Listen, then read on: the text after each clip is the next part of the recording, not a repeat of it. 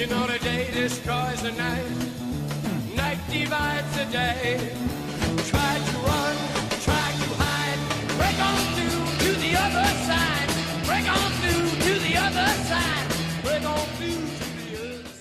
God bless America. Welcome to The Ranch, everybody, the podcast that explores the people and happenings of Dry Creek Ranch, Eagle, and the greater Boise area. I'm your host, Matt Todd. This is the second episode in the three-part series for those running for the mayor of Eagle. Now, I did offer an interview to the fourth candidate, Captain Mark, but he did not take me up on it. Now, a quick note.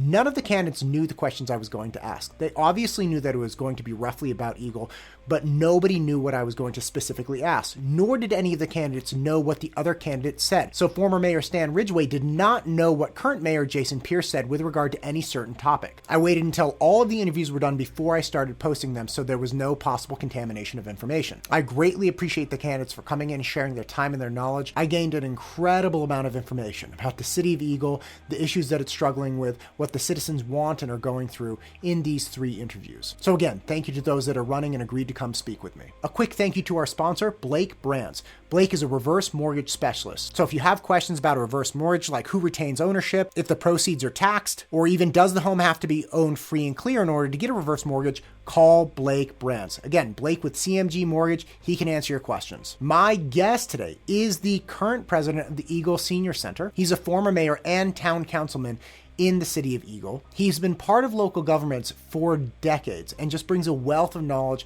history, and understanding to the process. I was super thankful that I got to sit down with him because he presented things that I had never heard from anyone else and really gave me a much clearer understanding of the history of Eagle, the history of the development, and what's actually going on that we can affect now. But without further ado, the man, the myth, the legend, Stan Ridgeway. Coffee fiends, and I'm really particular about my coffee. I can't drink gas station coffee. Oh, it's the worst. It's the worst. My dad recently moved from Anchorage, and he moved down actually into the neighborhood just a street over, which is awesome. I'm very excited about it. He lived in Anchorage for about 25 years. When I was in college and graduating, he said, "All right, look, you're going to need a car. You're graduating from college. You don't have a car. You got to do something." It's like, yeah, look, I'm not arguing with you, Dad. Like, yeah, I need a car. And he said, "Listen, we got this old RAV4. Why don't you drive that down? It's from Anchorage." And I said, "Okay, great, no problem." Well, of course, exactly what you would imagine. My brother and I jump in the car in Anchorage, and I drive straight with my brother. It was something like 54 hours from Anchorage all the way through Canada, down to Berkeley and Oakland. It was like, oh my gosh! And my brother, when we passed Portland, we'd been going for about, I think, like 42 hours straight. And he lost it. He was like, I can't keep going. We have to stop. I'm like, no, we are almost there. Just no, I can't keep going. And it was about 5, 6 o'clock, maybe 7 o'clock. And I said, fine, I'm leaving you here. Get a flight from Portland to Oakland. I'll pick you up tomorrow in Oakland sometime in the evening. So then I had to leave Portland at about 6 o'clock p.m. and drive the last leg through the night completely by myself. And I had already been up for almost 2 days straight. This was probably the worst decision of my entire life. Mm-hmm.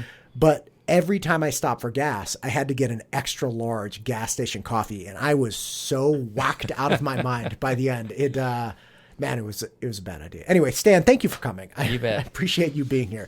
So look, you were on the council, you were mayor.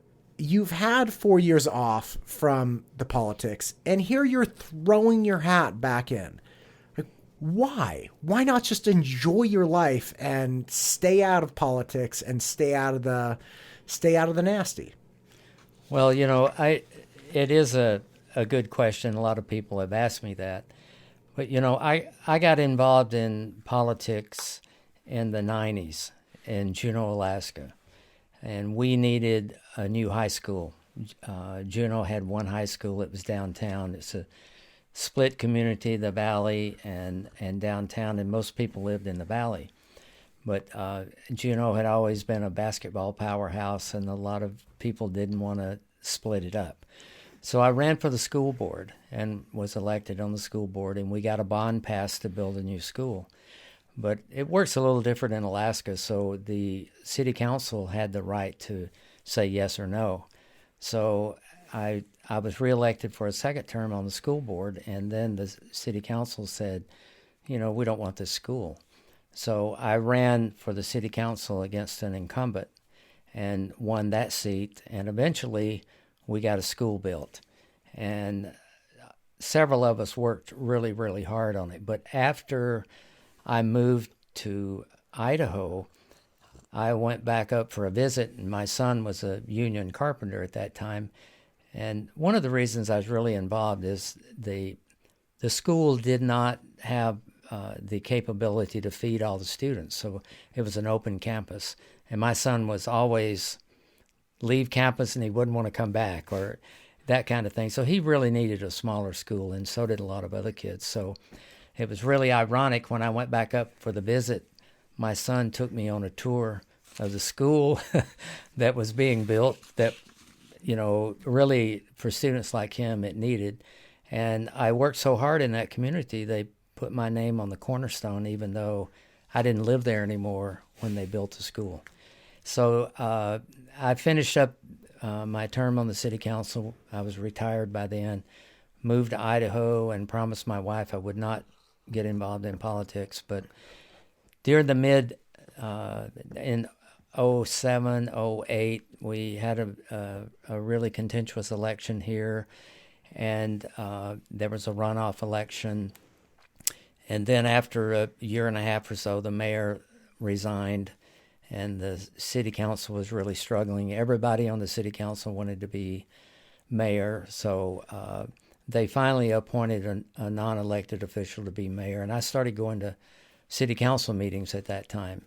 And they were so poorly run, and people that would come to the meetings, if they testified or said anything, they'd be put down, or council members would argue with them. It was just a really ugly scene. So I came home from one of those meetings one night, and I was complaining to my wife, and she looked at me and said, "You're going to do it again, aren't you?" So I ran for a city council, not being very well known here. And I was elected to the city council, and then after being on the city council for 2 years and seeing how poorly the management of city government was, then I ran against the incumbent and was elected. And it's a really long story, but you just wouldn't believe how the city was run back then. There were really no personnel policies that were being followed. There was no purchasing policies. There were so many things that were happening. City employees were buying things from my guy instead of getting bids and quotes. And so it was hard to put a purchasing policy in where you got to get 3 bids on everything. This is the taxpayers' money. So we worked 4 years and changed a lot of things. We actually required employees to come to work before COVID. It's all changed now, but we required employees to come to work, and people from the public started coming in and saying, "Gee, I was out in the parks the other day, and there was a park worker with a name on came up and asked if they could help me." Well, people wore T-shirts to work. They weren't identified. They weren't hospitable to people in the parks that were needing things. So we really changed the attitude of how people saw the city and how the city was working. So I got back involved again because for the last 4 years, I've sat on the sidelines and watched some of those things that I just talked about come back into place, like the hearings for the annexation of Avamore. I kept a cheat sheet in that meeting. I didn't testify myself. And 92% of the people that testified, and there were hundreds, more than anyone's ever testified, were against Avamore. And the city council and the mayor initially were attacking people who were against it, and someone in the crowd saying, "Do you see what you're doing?" So they kind of backed off from that. But it was still a one-sided listening. Like one 91-year-old gentleman got up and testified and said, "You're listening to us, but you're not hearing us." And that was a good analysis of what was going on. And of course, they voted to annex Avamore against what the majority of citizens who testified wanted. And some of the statements that were made during that time was the mayor said, we are the judge and the jury. And we're representing more than the 92% of the people who testified against this. So we're listening to those other people, but those other people weren't there voicing their opinion. So things just need to get back to some kind of center so that people feel like they're being heard. You know, there was a recent poll done by SOS Eagle, which I'm a board member of, and 9.85% of the people that answered the poll were not happy with because the city didn't listen to citizens. And there's quite a few topics there that people weighed in on, but a lot of the major decisions that the city's made, 2 or 3 of those were ranked in the 20s, but all the others were like 9, 11, 12% approval rating. So something needs to change because people feel like they're not being heard by their elected representatives. Gotcha. There's a lot there. So if I may, just real fast before we go back, I've heard the argument that yes, perhaps is somewhere in the 90% of people who did do public testimony with regard to the Avamore annexation. I have heard the argument that, hey, that's just the people that showed up. Okay. But we have to listen to everyone, which I think is true. Like, you obviously have to listen to everyone in the city. But are you aware of the mechanism by which they gauge public sentiment? Right? Like, you have public hearings, right? And so Yes. people can physically come. But is there a broader survey or like something of that nature so the town council and the mayor can say, okay, look, I understand that 200 people, the majority of you don't like this, but I have responses from 10,000 people, and those people, majority, do like it. Is there a mechanism for that, or is that? No, a lot of people ask, and some members of SOS Eagle asked, and people who were testifying, have you done a survey? Have you asked the residents what they want? And they would use the excuse that, well, we can't do a survey. Well, they've done several surveys on shooting ranges and other things, but for some reason they didn't do a survey before Avamore had actually submitted their annexation proposal. And there is a mechanism that they could have done a survey, but they didn't do a survey. The SOS Eagle did a survey on that, and we had 1,500 people respond to that survey. And we tried to present that to the city council, and they wouldn't accept it. They wouldn't let us present it. They just took it, and no one ever heard anything else about it. But I think... Well, if I don't mean to interrupt. What were the responses on that survey? Like 1,500 people, you said, responded. And was this a randomly selected participants? Or? No, it was put out on the web, and anyone could respond to that survey. Oh, okay, great. So you guys did not... send it directly to people that you thought would be favorable or not towards. Right. It was a Survey Monkey, and of course they're set up so you can only answer once, and it was a legitimate poll asking legitimate questions, but the city wasn't interested in that. And if you talk to legislators and other elected officials, they'll say if we get 20 letters or 20 phone calls or that's a significant amount, and we need to listen to what people are saying. So just because, and sitting in the mayor's chair for years, people who want to come and testify, some people it's just a piece of cake. They're not nervous, they're used to debating, and Sure. But for a lot of people, they come there, they're nervous, they're scared to death to get up in front of a group and testify. And a lot of people just won't come and do that. And right now, the sentiment in Eagle is that, why go? They're not going to listen. Like, there's an upcoming agenda item to annex more BLM property. And people are saying, why go testify? They're going to do what they want to when they aren't even patrolling and doing what the law says they're supposed to do to the current BLM property. So there's just a lot of distrust in what's going on. And that's another reason why I'm back involved, is that we need to listen to people.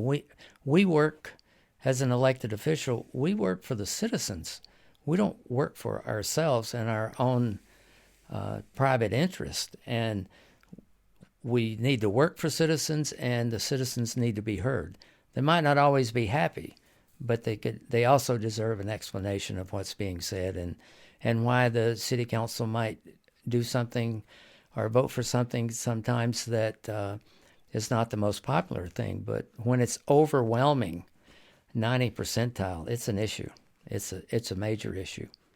Gotcha. Okay, so let's go back. Okay, you were mayor. You had projects in the works. And as I was chatting with somebody the other day, it's like, look, a lot of projects take a long time, right? Like if you want to do a large park, you want to do large developments. These are things that are in the works for a long time. It's my understanding that you had projects in the works at the end of your term that were subsequently axed off of the roll sheet. So things like West Park or other affordable housing, not affordable housing, excuse me, but other housing developments and things like that. Right. Walk me through that. What were those projects? Why did you think that they were good? And do you agree with what subsequently happened to them, that they got sold off or terminated? Okay. So let me start with apartments. Sure. So I am still getting a bad rap for approving a bunch of apartments for Eagle. And it's been said in Eagle by some people that Eagle's an exclusive community and you have to earn the right here to live here. And I feel like Eagle is a community that anyone should, if they can afford to buy a house or move into an apartment, should be able to live there. So the big development down by Home Depot, the apartment building, that development was approved under Mayor Jim Reynolds' tenure. The Clarion is the apartment complex that I took so much heat on. That's on the corner of Tudor and Highway 44. And that was initially approved in 2004, 2005 under Nancy Mayeral's mayoralship, and Jason Pierce was actually on planning and zoning then. That was when Eagle started to grow, and Eagle didn't extend beyond Tudor Road.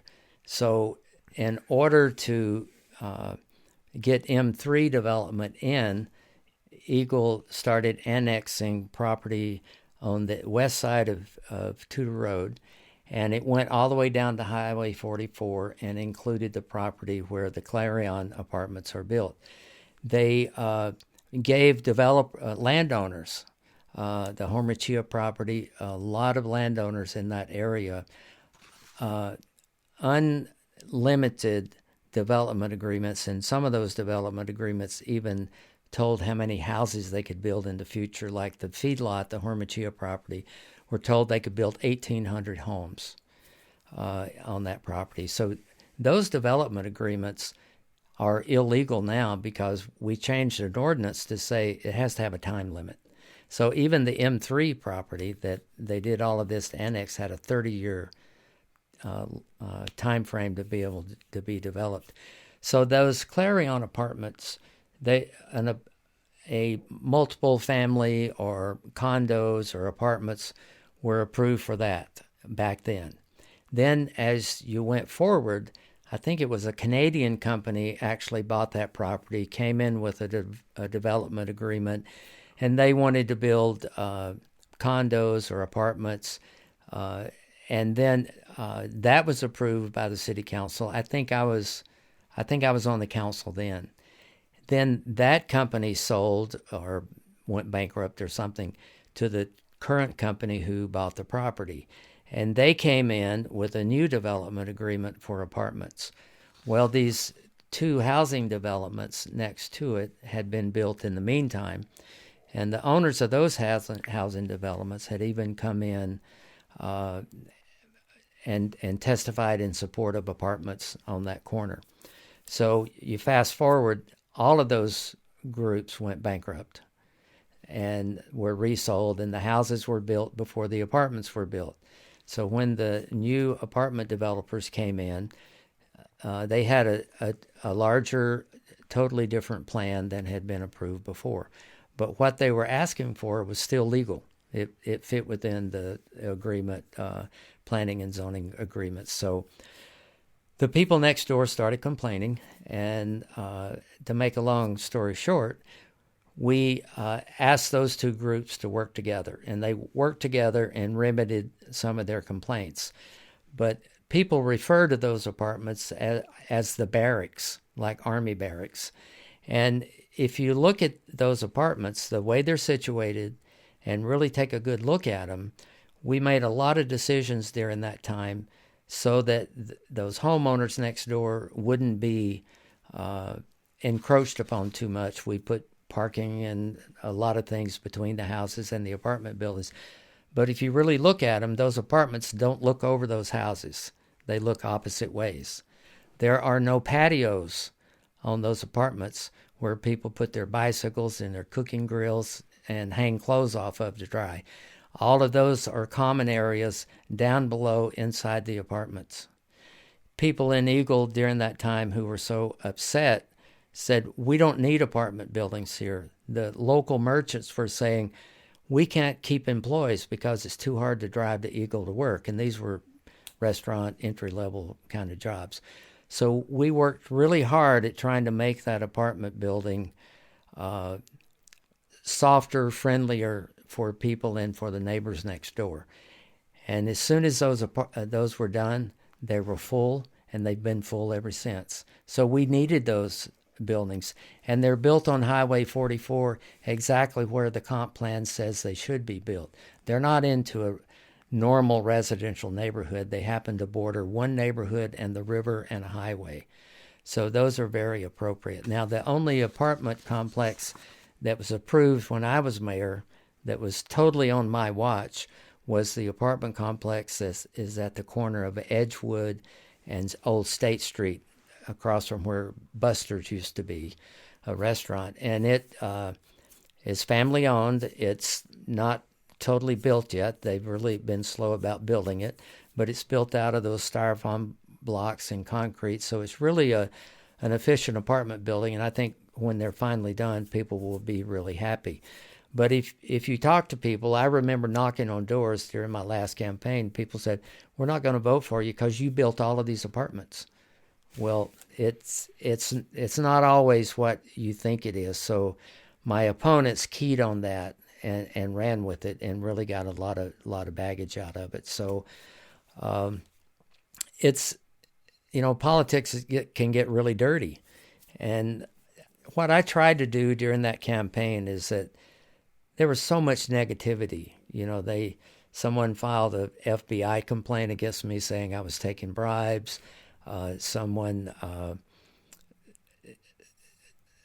said that the landing that we bought was done illegally and there was a kickback there.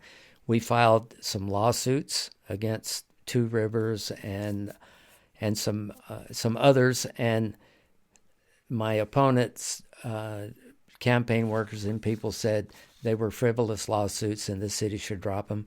We won every one of them. Even one of them went to the Supreme Court, ruled in the city's favor, and the FBI complaint was nothing. The FBI never even interviewed me, and unfortunately, all of this bad press gets out there, but they never print the other side of the story. Right. So all of those things didn't work out, but. I mean, it did work out in the sense that they certainly got me derailed, but none of those things were true, and none of those things were proven or actually happened. So during that campaign, I kept thinking, I'm going to take the high road because people will see through this, but it didn't work. We had several thousand new voters in that election, and many of those new voters, like yourself, came from California and Washington and other states.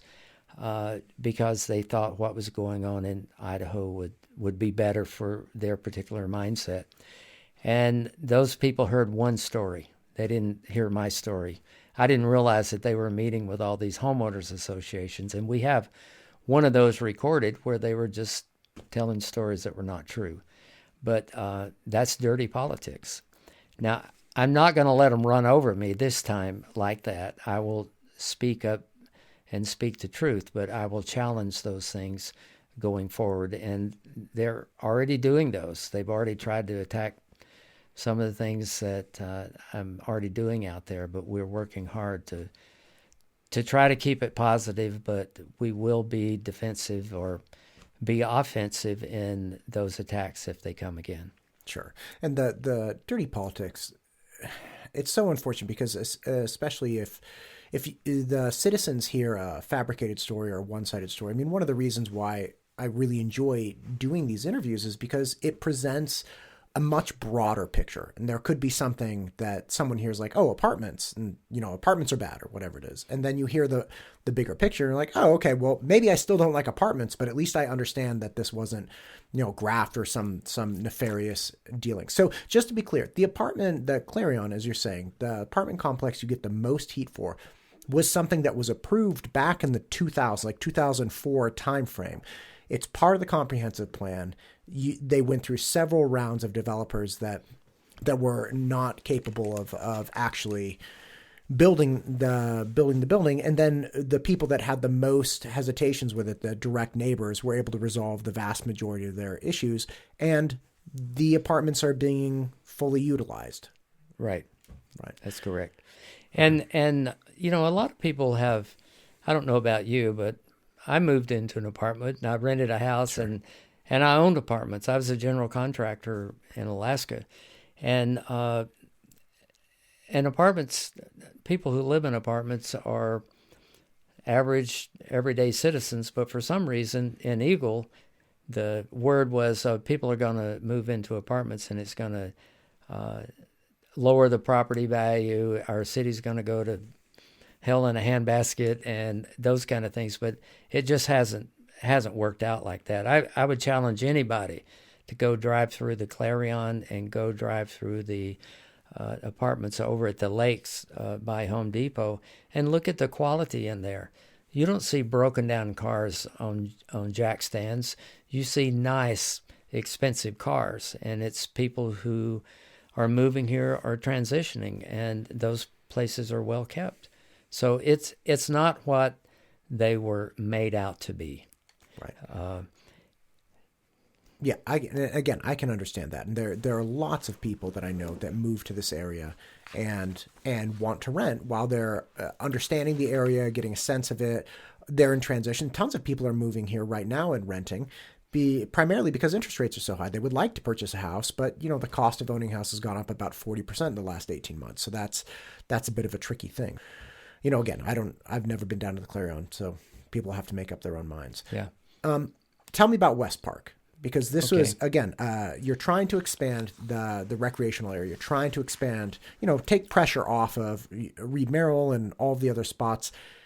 You purchase this, and then this town administration does turn around and sell it in favor of a larger one. But walk me back through the decision to purchase that place. And do you think that the sale of it was an appropriate one? Okay. So when I was running for both the council and mayor before, I went to 2,500 doors when I was running for council, and one of the common threads that I got from people was that we're tired of taking our boys and girls softball, boys baseball, to other cities. Anytime there's a tournament, we have to load up and go somewhere. We need some baseball and softball facilities here. And people were also saying every park in the city of Eagle is on the east side of Eagle Road. And the growth in Eagle was going on the west side of Eagle Road. So we put out an RFP for parkland. We had two companies bid on the RFP, and we made an award to one company. This was all done in executive sessions with motions coming out. And the reason you do that is if someone knows that the city's after 35 or 40 or 50 acres, then you want to keep that quiet so the price doesn't get bid up.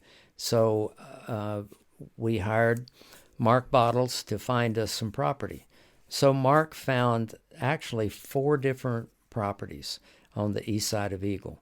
The West Park that we eventually bought was owned by the Catholic Church, the Diocese of Boise, basically. And then Fouad Rigani, that owns Rigani's Restaurant, had 80 acres just a block and a half away on Floating Feather. And then there was a couple that had property out just off of Palmer.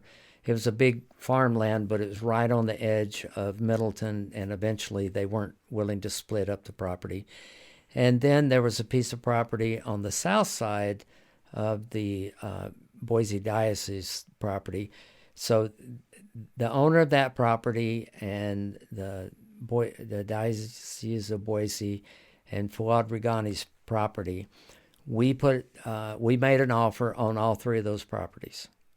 And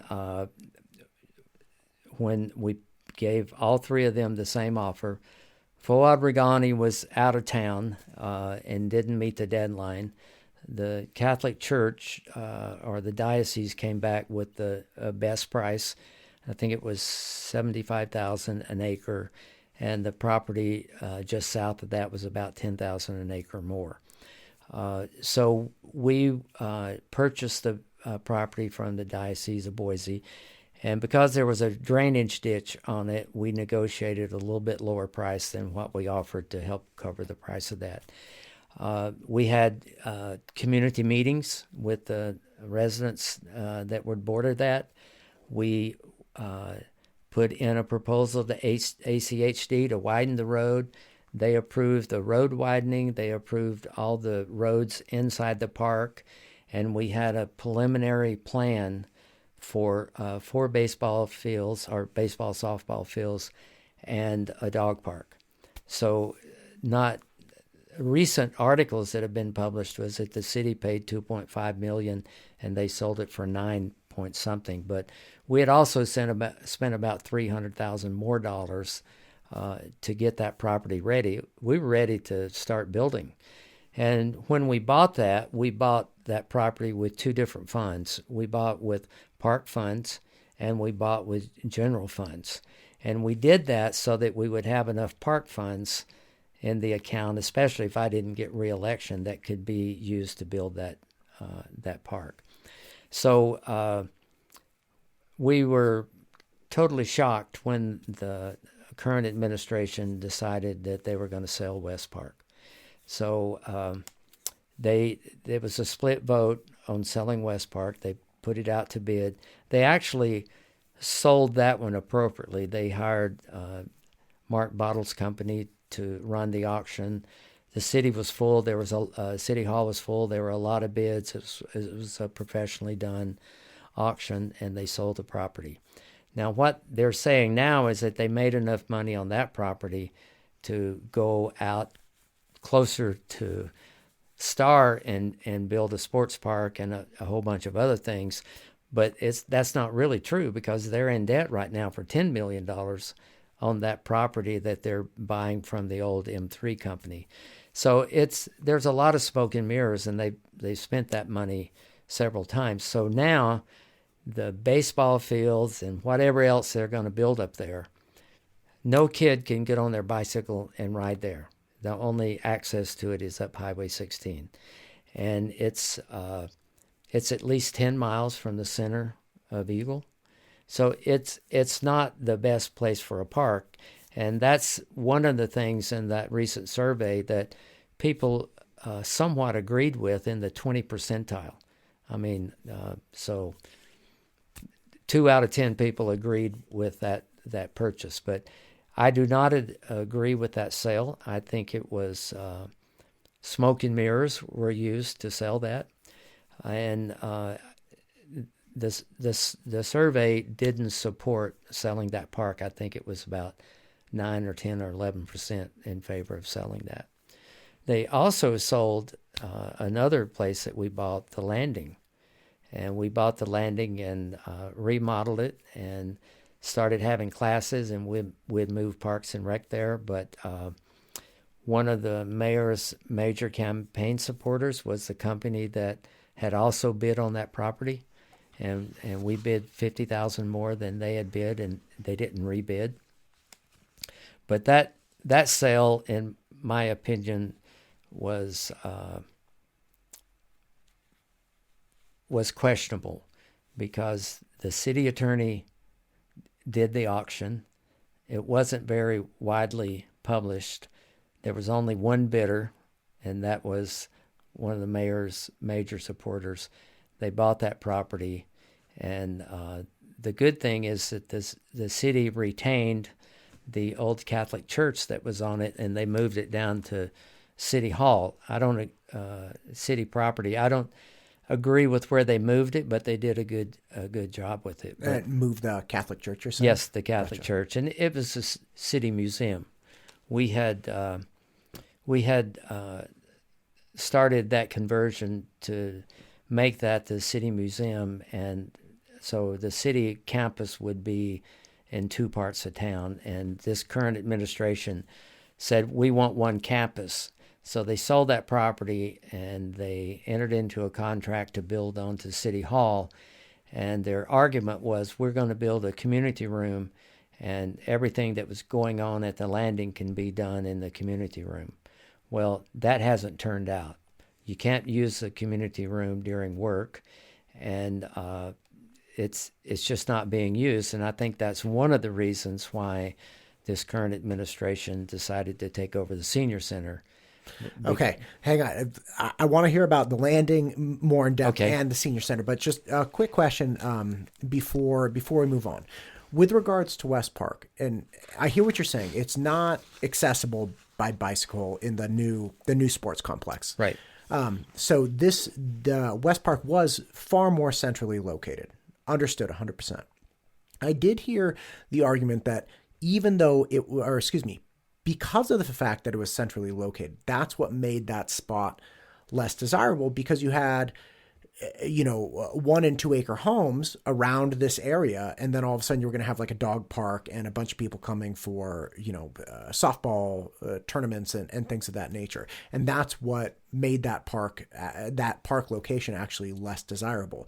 Was that something that you were worried about or concerned about with the purchase of that particular plot, or did you not think that was going to be an issue?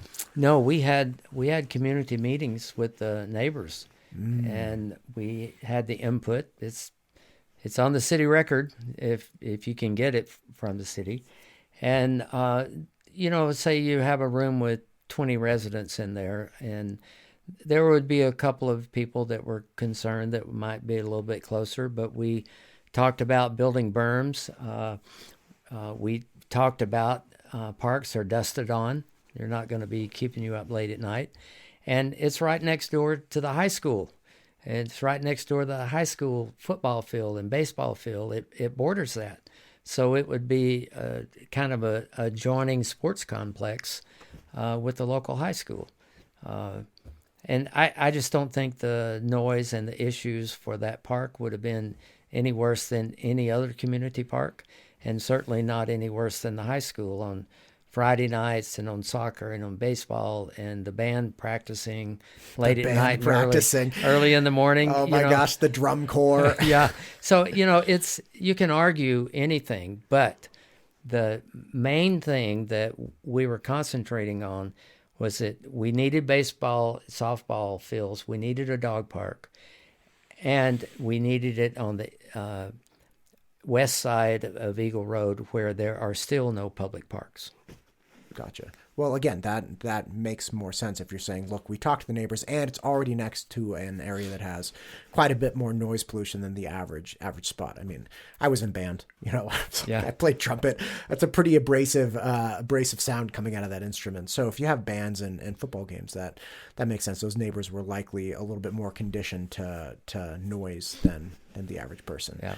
Okay, so back me up. Talk to me about the landing. Okay. So you acquired the landing. Where is it relative to Town Hall, and what was your plan when you guys acquired it? Okay. if you're going down Main Street in the city of Eagle, you turn left on 2nd Street, go to the very end of 2nd Street, and it runs into the landing property. Okay.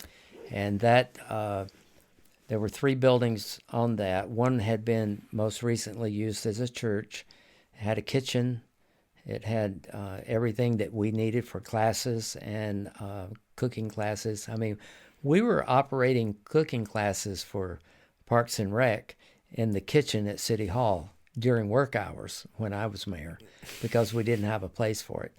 So we bought the landing and remodeled the house and moved Parks and Rec in there and moved the museum offices in there, and then we were in the process of renovating the church to make it more appropriate.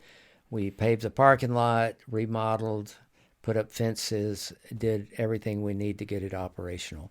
As soon as the campaign started, they started saying that I took a bribe to buy that building. Well, I didn't even know the people who owned the property, and the city attorney and the Parks and Rec and the city clerk did all the paperwork and negotiations. I didn't even have the phone number of the people that we were buying it from because we were working through the city attorney and the title companies and those kind of things. So it was just a ridiculous accusation. And then the city council members started blasting us. Well, we had the parking lot paved, and it had low places in it where water would accumulate, and somebody was going to fall and get sued. It wasn't sloped right. They just put out so many accusations. Maybe the fire exit signs weren't all in. There were several technical things that we hadn't done to the property, and they used all of that and then sold it. And as soon as they sold it, the new owner didn't have to fix the parking lot. We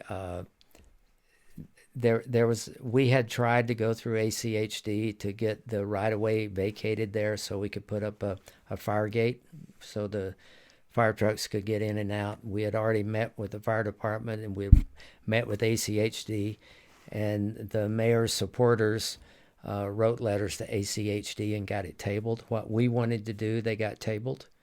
And as soon as they sold it to this other group, they went back to ACHD and got all those things approved. So it has been a very nasty process, and it's sitting there empty now. It's not being used whatsoever. And it was in virtual walking distance to City Hall. So it was a great piece of property, and the neighbors were happy with us. It was just one of those things that was something that was created during my administration, so it went away also.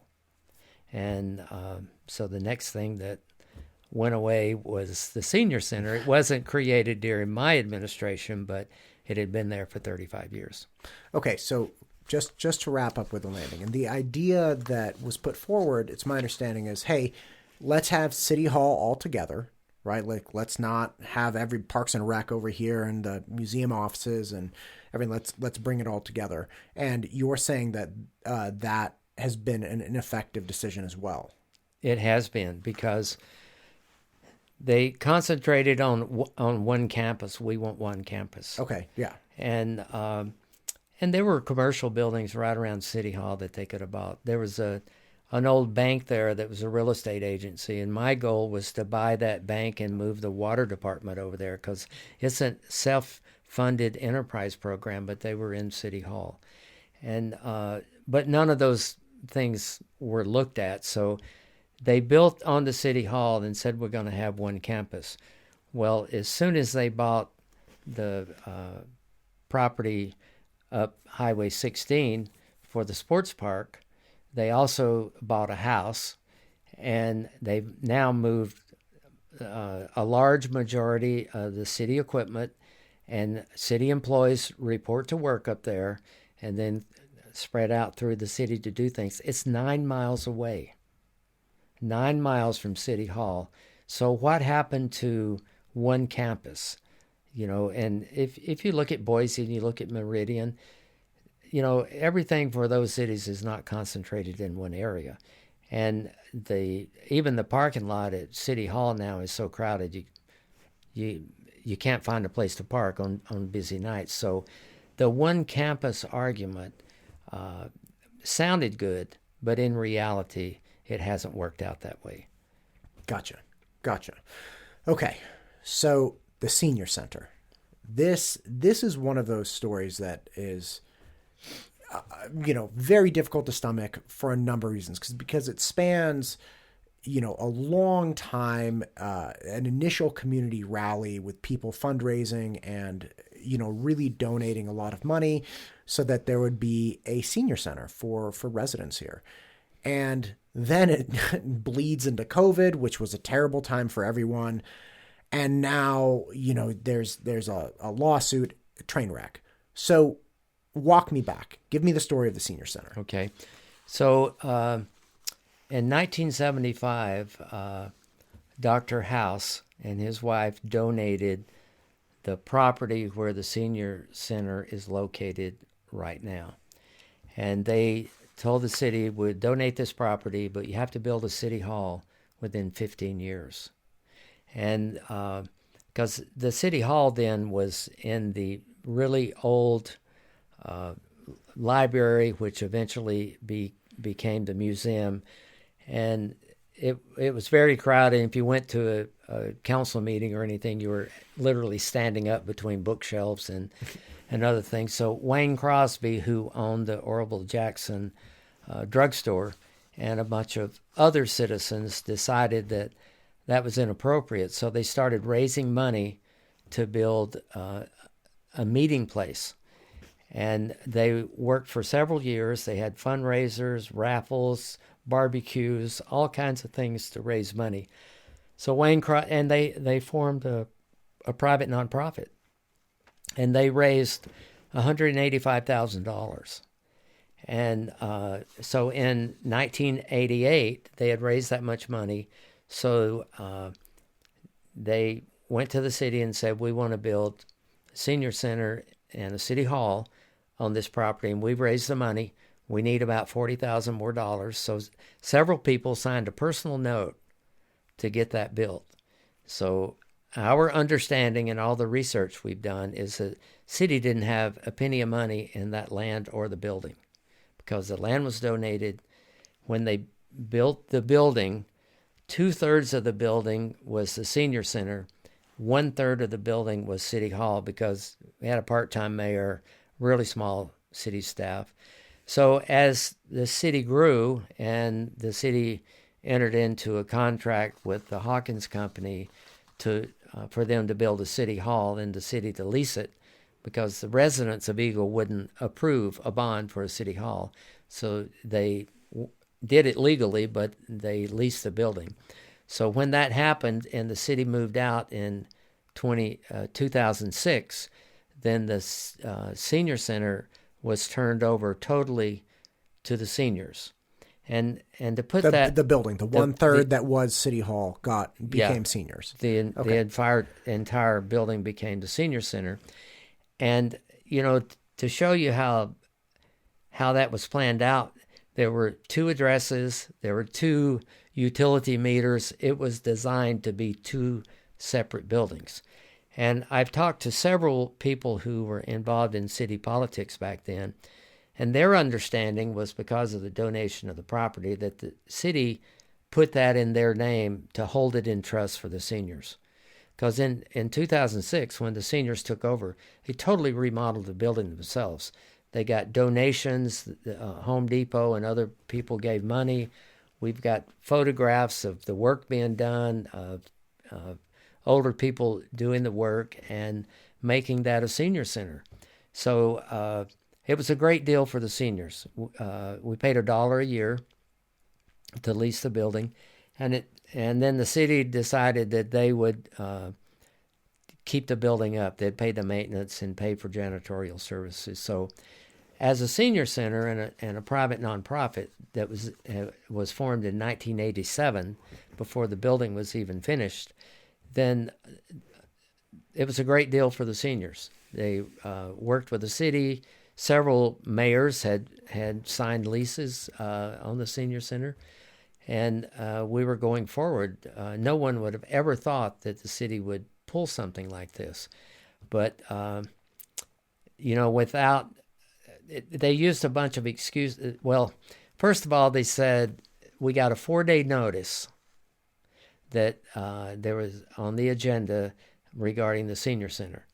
And what date was this? It was or thereabouts. February of 2023. Okay, so February 2023, seniors are doing whatever seniors do, and all of a sudden they get a 4-day notice at the senior center. Yeah, and it was worded something like whether to extend or not to extend the lease. Okay. So quite a few seniors went to that hearing and testified, and the city council, without more than a few minutes of discussion, voted unanimously to terminate the contract for the seniors without cause. Okay. So this is where things get crazy to me, because I thank you for the background, but what would cause the city in February of 2023 to say, hey, we've had this senior center and the nonprofit organization since the 80s that have been dedicated to this area? What would cause them to say, hey, your lease is terminated, you're done? Well, there are several theories, but one of the theories kind of goes back to expanding City Hall and having one campus, is that community room was going to be used for classes, but it didn't work out because it's in the middle of City Hall and it didn't work. So sure. Some people just feel like they wanted the building. Okay, but how about this? Instead of theory, did the town council and the mayor give a reason for terminating the lease? Yes, they said they're terminating the lease without cause, but then after that discussion and several more, the mayor says that the seniors were in financial trouble, and also that we were named in a tort claim because a gentleman who was riding a Valley Regional Transit bus that was driven by a senior center employee died because of an accident, and the senior center was being sued. So the city was going to step in because, quote, to help the seniors. And so they used that. They used two different excuses after they said they were terminating it for cause. One is that we had financial problems, and two is that we were being sued. Well, the city was being sued too. But once the attorney who looked into the case didn't go after the city and didn't go after the senior center, because Valley Regional Transit's contract with the senior center, the only thing the senior center did was interview drivers, get background checks on the drivers, turn those drivers over to Valley Regional Transit. They would do the training, and they would do follow-up training. They covered the insurance. The only thing the senior center did was hire their drivers and pay them, and then they were reimbursed by Valley Regional Transit. And Valley Regional Transit is part of the state retirement system, so they got drivers at lesser cost because the senior center didn't pay benefits. So that was the contract. The senior center, we didn't even have insurance on those buses. However, we bought... But Valley Regional had insurance. Valley Regional right. had So it's insurance. not like there was this, liability floating around. It was done properly, but it wasn't... You weren't providing the insurance at the senior center. Right. And as soon as the attorney that filed that tort claim got the contracts and read them, they were never going to come after the senior center, and they were never going to go after the city. But the city felt like, for some reason, they needed to protect the senior center, but they never talked about themselves being named in that tort claim either. So, and there were several meetings where the mayor and council members kept repeating that whole scenario. But if you back up a little bit, in February of 2022, right after Councilman Russell was elected, she started attending senior center board meetings and getting involved with the senior center. Brad Pike was the liaison to the senior center. And if anyone understands what a liaison is, it's just to meet with these organizations that you really don't have any control over or any oversight over. And you form relationships. You're the familiar face. You're not in control of them, but you're the guy at City Hall who talks to them. Right. So the seniors might, at a board meeting, might say, we're interested in this. They'd take it back to the city council, and they'd come back and forth. But Brad Pike was his liaison, but he told in a board meeting the seniors that Helen Russell was there to help everyone. So unfortunately, the president of the senior center at that time, without any approval of the board, gave Helen Russell access to things that she shouldn't have had access to. They got our bank accounts, they got our CD accounts, they got our federal tax ID numbers.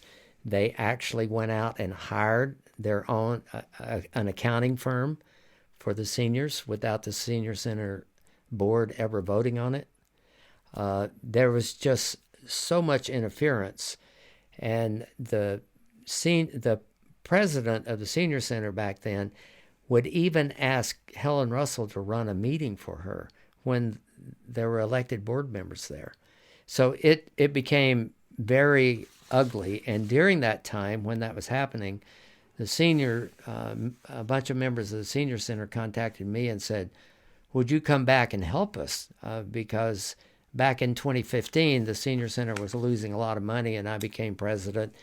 We entered into new contracts and tightened up things and made $20,000 the first year I was president. So I came back to get involved, and I got involved, and I ran for vice president of the senior center, and the president ran for re-election. Unfortunately, the night of the election, she passed away. So there was about a 6 weeks period where the vice president was in charge, but then I became president. So it was only 6 weeks after I became president that the city decided on Valentine's Day to terminate our contract. So there was a lot of involvement with the city, not only getting into the senior center's business, but they also got involved with Valley Regional Transit, and they were meeting with Valley Regional Transit about the senior center that they really had no ties with. But it just became a very ugly issue. And we at the senior center and our attorneys, we have a lot of information that we were able to get from Valley Regional Transit. But when we asked the city for correspondence between Helen Russell and VRT and the mayor and VRT, we got a letter back saying that it would cost us $2,700 and some odd dollars to get public information, and all we were asking for was correspondence. So the city had started putting up making it very difficult for citizens to get public information about what's going on. And so we didn't pay the $2,700. The court will get the information for us now. And we do have a court date on this whole business of kicking us out without any cause, and saying that we had financial problems. When they voted to terminate our lease, we had $130,000 in CDs and savings. So then you fast forward a few weeks, and there's another agenda item on the city council. It says a legal issue with the senior center. So I didn't go to the council meeting. I waited till the end of the council meeting, and I went down because I wanted to see what they come out of executive session with. So they went into executive session, and some of the staff went into executive session, and I was the only one there waiting. And then some staff members came out, and I was talking to them. I mean, I used to be their boss, and I said, so do you know how much longer they're going to be in the meeting? And the person said, well, I was in there for another reason. I wasn't in there for the senior center. Well, the only thing listed on the city council agenda, if we're going into executive session, was the senior center. So they were having also an illegal executive session over an issue that wasn't published and made public. But to make a long story short, they came out, made a motion for the mayor to direct the attorney to write a letter to the senior center. We still didn't know what it was. So it took about 6 weeks, but we finally got a letter that they were suing us for $100,000 because when we had, during the COVID, they had asked the seniors, I wasn't involved in, to do a presentation to the city council. And that's happened over the years, whether it was COVID or not. But they had COVID money. They asked an employee of the senior center to come in and make a presentation. The board member went, but the employee made the presentation. We were locked down. Our employees were on unemployment. We were trying to pay our bills, and we asked for money. We didn't ask for any particular dollar amount, but if you go back and look at that audio video tape, all the council members were in favor of supporting the senior center, and they voted to give the seniors $100,000, 4 payments, one payment each quarter of $25,000. So then they were invited to come back the second year. They came back the second year, and they voted to give the senior center $50,000. So the seniors accepted that money, and it helped us pay our bills, pay the utilities. We were running some buses, but it was a difficult time. We weren't serving meals. The place was locked up. And so they sued us for $100,000, saying that when we made the presentation to the city council and we gave them financial profit and loss statement, that we didn't make them aware that we had savings or any CDs. And, any CPA, and the judge in this case ruled last week from the bench. He said, before I became a judge and a lawyer and a judge, I passed the CPA exam and I practiced. And including your bank accounts and your assets on a profit and loss statement is inappropriate. So if the city didn't ask for this information, then you can't, I don't know what your basis is for saying you're suing them for this money. So they revised the first lawsuit because it was past the statute of limitations. Then they sued us for $100,000 again for the second time they gave us money, which was only $50,000. So the second time they changed their suit, they sued for the wrong amount of money, and then they sued us, refiled the claim the third time. Now they want $150,000 from the seniors. So they're just trying to break us.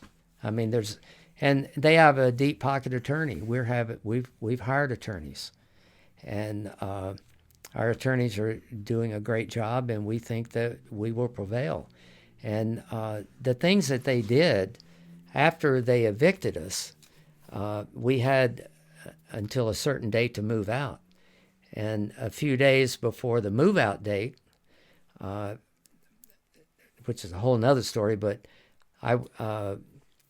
the city hired a locksmith company, sent them to the senior center to change the locks.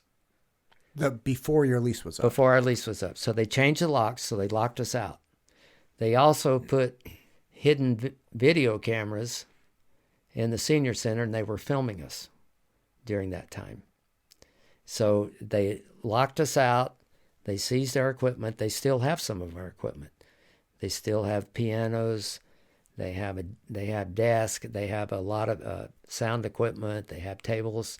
They have a pool table, things that were donated to the senior center. And the mayor's argument was, well, since the city owned the building, people probably thought they were donating those things to the city, so we're going to keep them. So they kept them, and they still have them. The piano, everything that was donated, and we have records of who donated those and why they donated them. So all of this stuff will come out in court, and I think the city, they violated constitutional rights, First Amendment rights, seizure, filming us. I mean, it was a really, really ugly situation. That sounds like it. Yeah. That's, man. And it's still going on. We are the Eagle Senior Citizens, Inc. And we've been that since 1987. But we were doing business as, and that's a registered name with the Secretary of State, Eagle Senior Center. Now the city is calling themselves the Eagle Senior Center and giving out misinformation to the public that they are the senior center, not us. And we have rented space in the Methodist Church, and we're doing almost all the things that we did before, but we can't do everything because the church doesn't have enough room for us to do everything. But we're having cards and bingo, and we're doing our meals, and we're having music and entertainment and those kind of things. Good. Well, it's good to hear that there's at least something that's tiding you over, even if it's not, a reproduction of the entire offering from before. Okay, that's a lot. It's a lot to digest.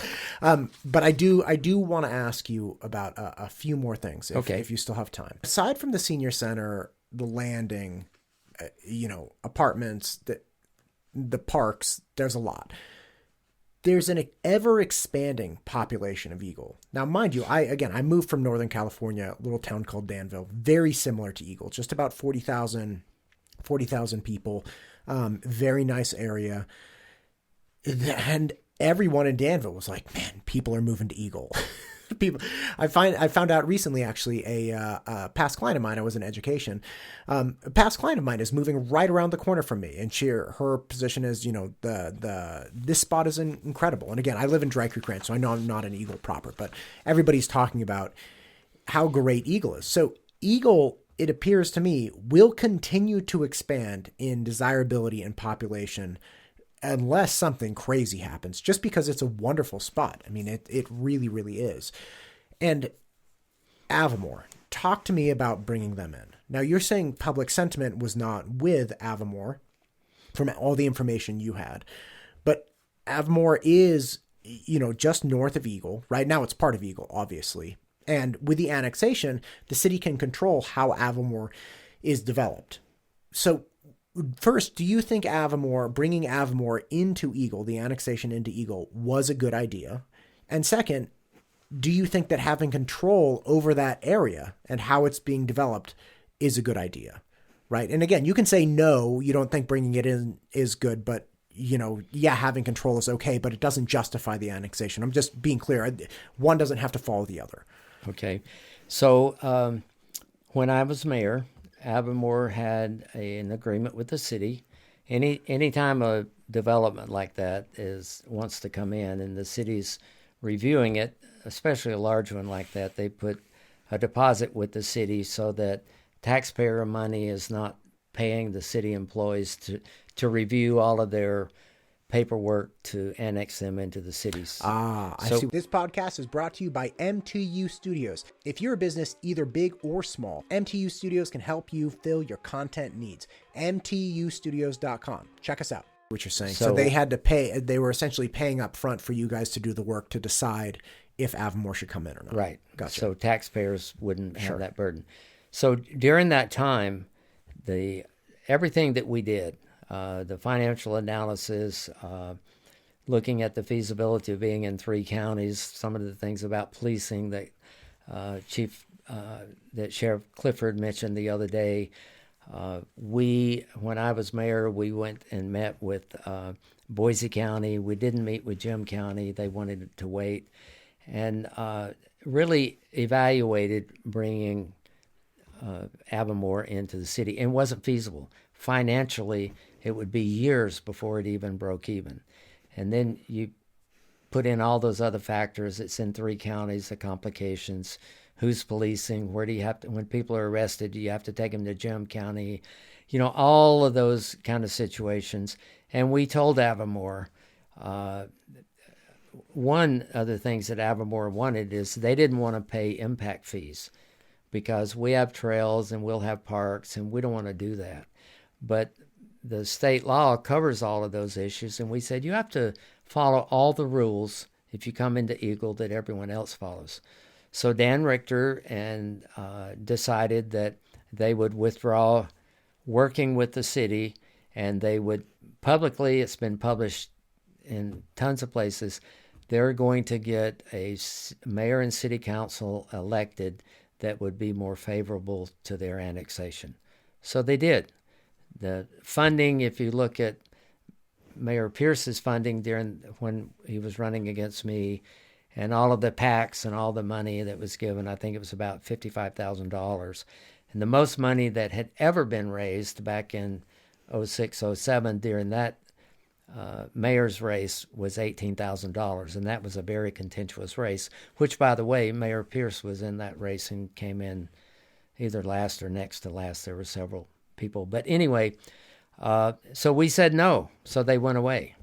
And then they got involved with the election, and they got this group of people elected. They changed the parameters on the financial study. Still wasn't feasible. And when you talk about feasibility, you said Avamore wouldn't break even for years. What does that mean? Because Avamore is not a business, but you are collecting, tax revenue. So what do you mean by it wouldn't break even for years? Because right now they have, 800 homes there. Sure. And so the tax revenue that's generated from that 800 homes would not pay the extra cost of services for Avamore. You got to look at everything. You got to look at libraries. You got to look at police. And we were evaluating that back then just on a couple of things, police and library, public service.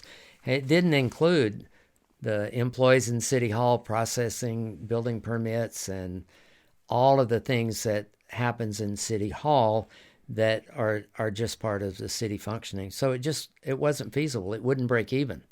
And so that's why we made that decision. And so now you're saying when they reapplied, they changed the financial prospectus. They changed the prospectus, and it still wasn't feasible, but it got closer. And then their financial analysis guys started talking about impact fees and changing the impact fees and using the impact fees that would eventually help catch up. Well, that's not what impact fees for parks and trails was all about. So I feel like it was just a lot of smoke and mirrors, but it got passed, and I don't think it's feasible whatsoever. But to understand all of this, you really have to take a step back. You have to go back to 06, 07, 08, when all of this property on the west side of Eagle past Tudor Road was annexed. They gave all of those development agreements. They jumped across Beacon Light Road. They tried to get BLM to give those 160 acres to the city. They wouldn't give it to the city, but they allowed the city to annex it. And if you look at the laws and BLM laws, when you annex it, the city becomes responsible for policing. It's all spelled out. But if there's a fire or something. Yes, right. all of those things. So, and they did that to bring M3 property into the city. So they did all of that and annexed M3 property. They finalized it in 09. Well, the M3 property was sold to the M3 company from the owners of Avamore.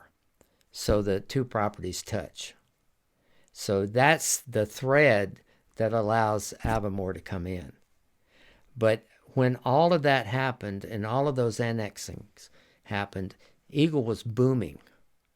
And then, what happened in 08? Eagle was spending money back then like there was no end. And it was all development money, new people moving here. I moved here in 05 during that time. And when the bottom fell out, the city laid off employees. They had hired building inspectors. They laid those off. They cut people's pay. They required salaried employees to work more hours. They shut library hours were shut down. I mean, it was devastating. The city almost went bankrupt. And that was all because of what was done when Nancy Mayoral and current Mayor Pierce she was mayor and he was on planning and zoning. So you fast forward to Avamore, so all of that just allowed Avamore to touch the city of Eagle through M3, where a house has never been built. I mean, they're planning on it now, but it hasn't been built. It cost the taxpayers of Dallas, Texas, through their police and fireman retirement fund, about $20 million because they financed that, and that went bankrupt. It went bankrupt twice. Wait. Back up. The M3. Okay, so the M3 property was purchased by a Texas... It was financed by the police and fire retirement fund. Oh, no, out and of then Dallas, they lost Texas. everything? Yes. So then you fast forward, and the owners of Avamore had sold that property to Suncor out of Arizona. And Suncor came up there and started developing it. They built the first houses. They built the sewer treatment plant. They built the gated entrance. And then when the economy went back, they gave it back to the McLeods who owned the property. And Dan Richter is a part owner now. The McLeods hired him. He worked for Suncor to come up and develop the property. So the property is set dormant for a long time and progressed through these years. And part of the feasibility of Avamore is that they would have to build X amount of homes per year. And this year, they've built and sold less than 40 homes. And that number is supposed to be up to, it's what all the financial analysis is, closer to 200. And so they're not meeting that goal. And the money that the city was going to get is going to be even less right now unless things drastically change. Other things that a lot of residents don't know is that Avamore also sold that sewage treatment plant to a private company out of Portland, Oregon. So they own the sewage treatment plant now. They still collect their sewage and everything there, but there's a lot more to this story than you would imagine. Right. And it's just the McLeod family that owns most of the property. During the last election cycle, none of them lived in Avamore. None of them lived in Eagle. Dan Richter didn't live in Avamore, didn't live in Eagle. They all lived in Marsing or Boise or somewhere else. So none of the principals of that lived in Eagle. And the McLeod family, all of those, I don't know how many thousand acres it is. It's a lot of property. At one time, I think it was about 30,000. It's divided up in individual plots, and it's all in a family trust. Well, Avamore says, we're going to have all of this open space, and we're going to build these hamlets and these clusters of homes, which are very close together. But we're going to have all of this open space that people can enjoy. Well, there's nothing in the development agreement that says every time you build a few houses, you got to take some of that open space that was going to be available and turn it over to the homeowners association, which is a whole nother story. The homeowners association won't be turned over to the homeowners until it's 95% built out. Yeah, you know what? There's actually a big snafu in Dry Creek Ranch about that right now. People are very frustrated that the HOA is run by the developer. But that's a very typical. That's not a nefarious thing, right? That's a typical happening of a development. And in a lot of developments this large, and this is a very nice development. I think the Hunters have done a great job here. Oh yeah, I love Dry Creek Ranch. But what should really happen in those is that there shouldn't be one homeowners association because it's going to take years. So for the next 30 years, the owners of Avamore are going to be controlling the homeowners association. And there's already issues with that that whole process up there right now. So it's a very complicated legal issue that only time will work itself out. But you know, over 20 years or 25 years, I mean, look at the senior center, 35 years, and they come in and change it. Right. And that wasn't the intent of it. So that property might, or it might not ever be included for the open space that they tout so much. Gotcha. So what do you do then with the ever expanding population? Because you're saying, hey, look, Avamore, not a great deal, right? Financially not viable. It sounds that you feel that the annexation was very politically driven. But how do you manage the ever-growing population in Eagle, right? Like, how do we accommodate the people that are moving here? How do we continue with services and continue with, stores not being too crowded and parks not being overrun? Well, there's been so much discussion on this over the years, but right now, SOS Eagle is asked for a judicial review. And if the judge finds anything, then we need to relook at Avamore and make corrections for those things. If the judge doesn't find anything, then what I would do if when I'm elected new mayor, there you go. Then we need to pump the brakes. If you drive around Eagle right now, there are new development signs everywhere, and I'm convinced that they're there because there's an election up. And I think that these developers are scrambling to get these things approved because they know that our current mayor's popularity is not very high.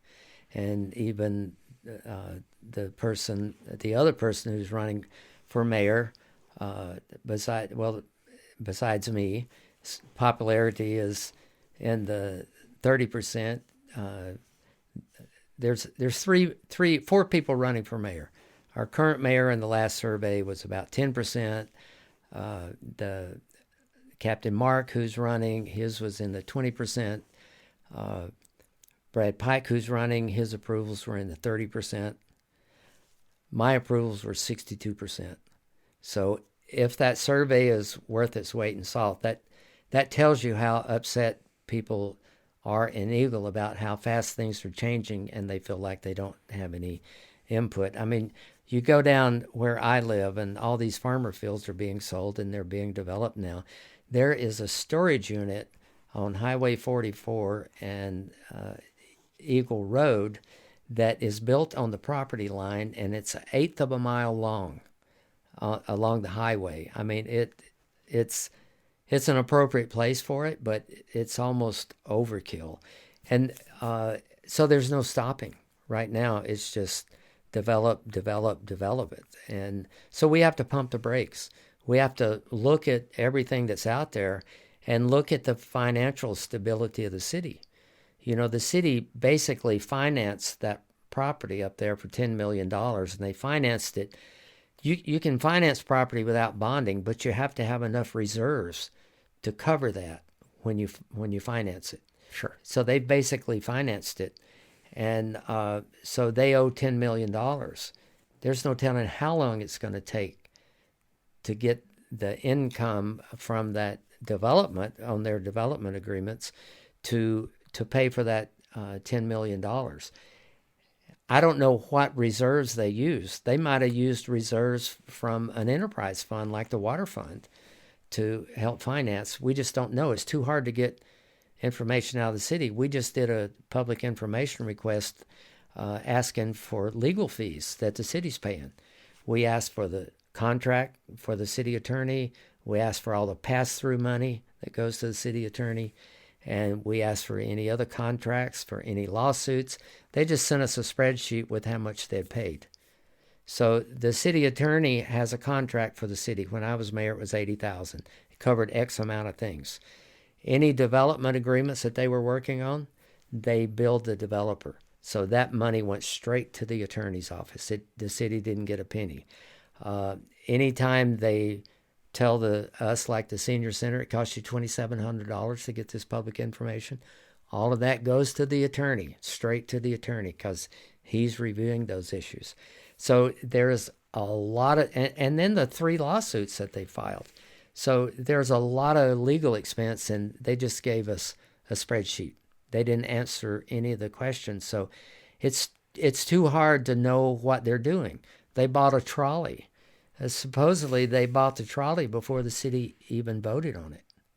And some people say the mayor went down and drove it back. I don't know if that's true, but what they've been doing is they've been taking money, excess money, and they're dumping it into an account that's a future account for growth. They call it a development fund, I think is what they call it.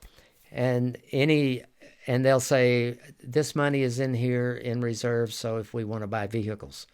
So when they bought the trolley, they said, oh, it was approved in this development fund, so we didn't have to vote on it.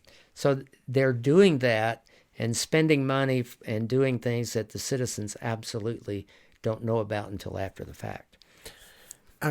Speaking of spending money, where people don't know where it's going, the number of city employees has about doubled, the budget for city employees. I'm botching this one. The number of city employees, I think, have doubled. But it's very hard to pin down, okay, what is the city of Eagle getting from those employees? What are your thoughts on that? That they brought more people on, and I know that some of them are going to, in-house stuff now, right? So like in-house cleaning or in-house landscaping. But do you think that the benefits you might get from bringing landscaping and cleaning in-house justify that number of employees and that added cost to the city role? I'm glad you brought that up, because when I listened to Sheriff Clifford explain the cost of a contract and what the contract doesn't pay for, that the county taxes pay for, it's the same with these contracts that the city brought in. When I was mayor, there were 40 city employees. Now there's close to 80 city employees. Okay, so it about doubled. I was correct on that number. And the city budget is within a couple of $1,000s of doubling. And it would have been great to be a mayor during the pandemic, because they got so much free money. But it's one-time money. And that's what happened when the city almost went bankrupt back in 07, 08, is that they were living off of one-time money, and you just can't do that. So when Sheriff Clifford was talking about the costs that people don't understand, and what the people were saying on social media about they don't pay for HR, they don't pay for all of those backup vehicles and things. You buy an officer, you buy equipment, and you buy a car, and we cover everything else. We cover the training, we cover everything. So in my opinion, it's the same thing with the grounds contract. We had a contract for that. We didn't pay retirement. It was a contract which, when I was mayor, we tightened up that contract and saved a lot of money. And we had a janitorial service that came in and did things. So I heard during the podcast the other day that we were paying contracts $400,000 for those services. When I was mayor, we weren't paying that. And that now they're paying $200,000 for those services. But what they're not telling you that they're paying for is they've also doubled the fleet. When I was mayor, we had about 13 or 14 vehicles. You can't even keep up with how many they have now. They have so many fancy trucks and trailers and equipment and truck lifts and boom trucks, and they're all out there in that property they bought 9 miles away from City Hall. So people don't even see them on a daily basis. So that $200,000 that they're paying for salaries for those people doesn't touch the real cost. The real cost could be more than $400,000 because, again, the city clerks, the insurance for ICRIMP for the city, workers' comp, retirement, all of those things need to be looked at. It's not, you just don't throw out a figure and say this is the cost for it. I see. So what you're saying is, although, and again, from the podcast where I was talking to the sheriff and referenced the landscaping went from $400,000 to a $200,000 line item, you're saying that $200,000 is likely just the base salaries that they're talking about. They're not talking about funding retirements. They're not talking about funding other benefits of the liability. They're not talking about acquiring vehicles, maintaining the vehicles, all of that. My hunch is that, and that's why I say we need to pump the brakes and look at things, because my hunch is that's probably just salaries and not the vehicles and all of those gasoline, downtime. And I've been told, and it's hearsay, it's that they hired people to run the new fiber optic project. And my understanding is that those people haven't laid 1 ounce of fiber, that they're working in the office and not producing anything, that the city's giving contracts to Fat Beam and maybe other companies to do the fiber projects. That's hearsay.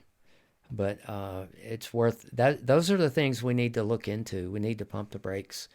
Our economic development person was let go. The current administration has pulled several of those positions into, quote, his office, and he manages those rather than those being departments of their own. So, it's hard to tell if that's feasible or not feasible, but when you have a mayor that's suing their own volunteer board members, suing the senior center, and suing Home Depot, it raises some questions about what, and is this money, power, and revenge? What is it? What's making this happen? I did read something about the lawsuit with Home Depot, and that issue is that they are storing and showing products. So essentially they have like tough sheds and stuff in the parking lot, and it sounds like they're storing other stuff. And the city wants more parking spaces and less actual goods in the parking lot. Well, I don't remember if it was 2017 or 2019 when I was mayor. There was an issue with Home Depot. They were parking all of their rental fleet, the big trucks and trailers, out in the parking lot. So the city went to him and said, this is not in your lease agreement. And so we worked with them, and that's where the 44 parking spaces came up. They could leave the tough sheds out front.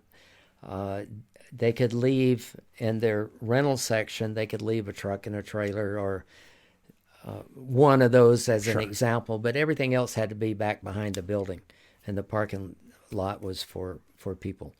So, and when you enter into those agreements in the early spring, when you have a gazillion trees and potting plants brought in, you might use more than 44 places, but the people that keep saying on Nextdoor and other avenues is that, gee, I've never found it hard to find a parking place at Home Depot, so why is the city attacking this local business?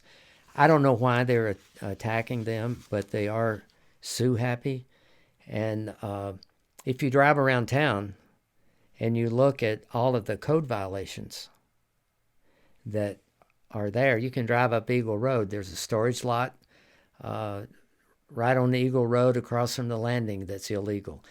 Drive by the mayor's house.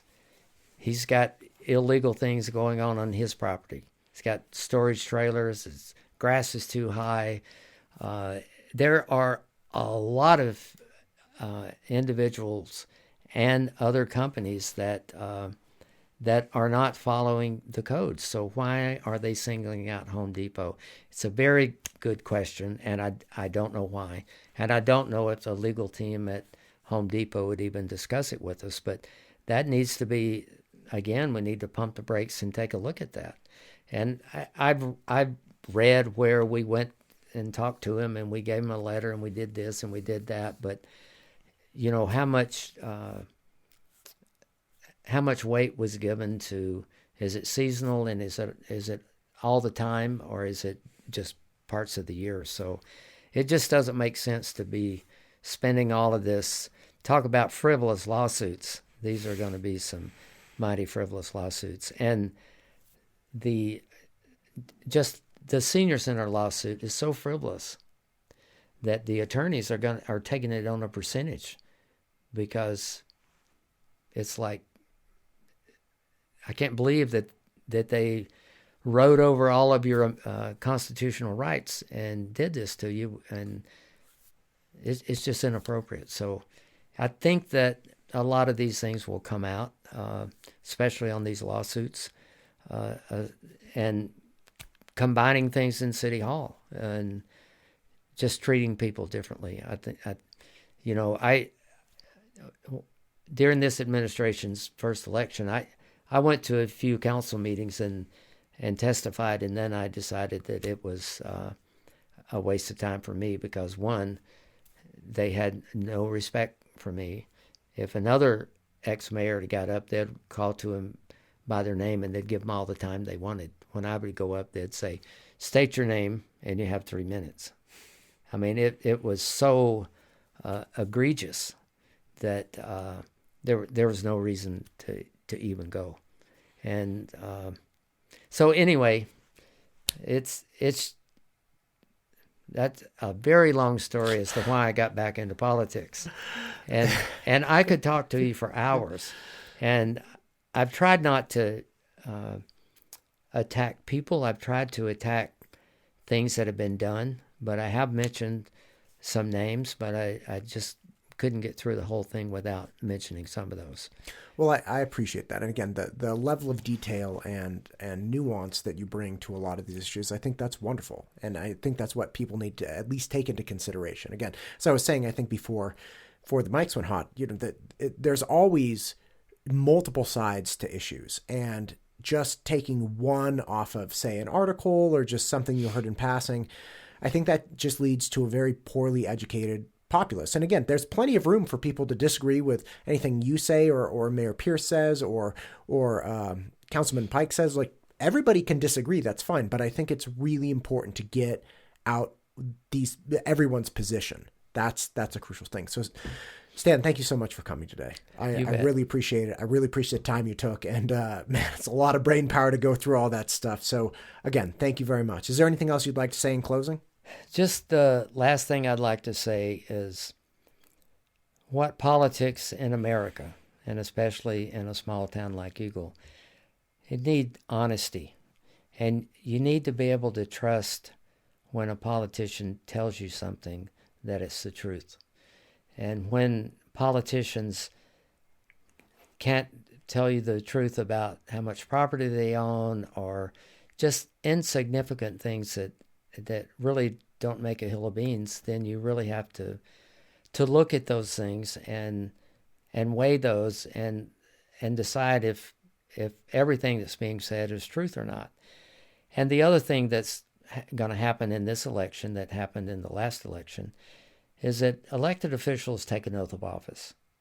And the oath of office is, I'll follow the Constitution of the U.S., Constitution of the state of Idaho, the ordinances of the city of Eagle.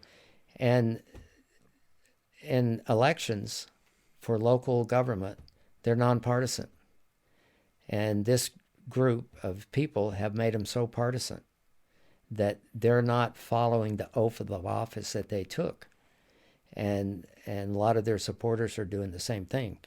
And I would ask the people who have moved here from California, New Jersey, wherever you came from, if you didn't like the politics there because it was so one-sided, and you moved to Eagle or Idaho because you feel like you'll have a better say, don't make it like where you came from. There has to be a balance. I mean, my best friend is an extreme Republican. I mean, we do things all the time. And I've run for office 7 times, been elected 5 times. And all of those but one was a nonpartisan office. And I'm an undeclared registered voter, and that's the way I've been most of my life. But it doesn't have to be all or nothing. And until we can get focused on what's best for us as a community, not what's best for the United States or certain political people, we're going to be in a constant fight and a constant battle, and we're not going to get to the truth. It's a shame that as a mayor that left, when I left office, I called our former mayor and asked him a lot of questions. this mayor has never even spoke to me unless he's behind the dais. And there is probably a lot of information I could have shared that might have helped, it might have hurt. But there's no reason for that. And when I was mayor, if it was Jerry Deckard or Jim Reynolds or Nancy Merrill or any former elected council member that came to a meeting, I introduced them. And I would often say, we have 2 former mayors in the audience. And I think that's the way it should be. When I was elected and was being sworn in, there had been a lot of turmoil between elected officials. I invited every living previous mayor to the city of Eagle to the swearing in. They all came. I got letters from them and from some of their family members saying thank you because they felt like they were ostracized from the community.